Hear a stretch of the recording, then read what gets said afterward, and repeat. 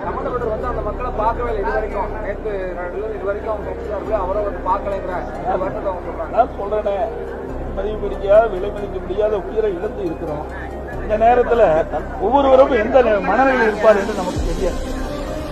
ஒவ்வொருவரும் ஒரு மனநிலையில் எப்படி இருப்பார் நமக்கு தெரியாது. இதை பொறுத்த வரைக்கும், அந்த இயக்கத்தை பொறுத்த வரைக்கும் மனித உயிர் மக்கள் அரசியல் கட்சி தலைவர்கள் கூட்டத்தில் கலந்து கொள்கின்ற பொழுது அந்த கலந்து கொண்டிருக்கின்ற மக்களுக்கு எவ்வித பாதிப்பும் இல்லாமல் இருக்க வேண்டும் என்பது நினைப்பாங்க. இனி எதிர்காலத்தில் இப்படிப்பட்ட நிகழ்வு ஏற்படக்கூடாது. அதைத்தான் நான் இங்கே விளக்கி சொல்லிட்டு இருக்கிறேன். Hey, I've seen this one. This is a classic. சீமான் விவகாரத்துல தமிழக காவல்துறை நடந்துகிட்ட விதம், அதே போன்று இந்த சீமான் இந்த விவகாரத்துல எப்படி பாக்குறீங்க?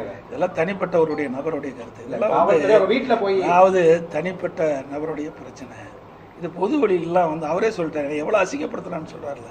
இதெல்லாம் நீங்களும் கேட்டு அசிங்கப்படுத்துறீங்க. இல்ல அவர் வீட்டுல நானும் ஒரு கட்சியில் பொருள் இருக்கிறேன், அவர் ஒரு கட்சியில் இருக்காரு. தவறான கருத்துலாம் வேண்டாம். இதெல்லாம் ஒரு இது கேட்குற கேள்வி கேட்க மாட்டேங்கிறீங்க. எந்தெந்த கேள்வி முக்கியமோ, நாட்டு மக்களுக்கு எது முக்கியமோ அதெல்லாம் கேட்க மாட்டேங்கிறீங்க. தேவையில்லாத கேள்வி எழுப்பி அது ஒரு உங்களுக்கு விறுவிறுப்பான செய்தி வேணும் எங்கள் மூலமாக நாங்கள் தான் கிடைச்சோமா?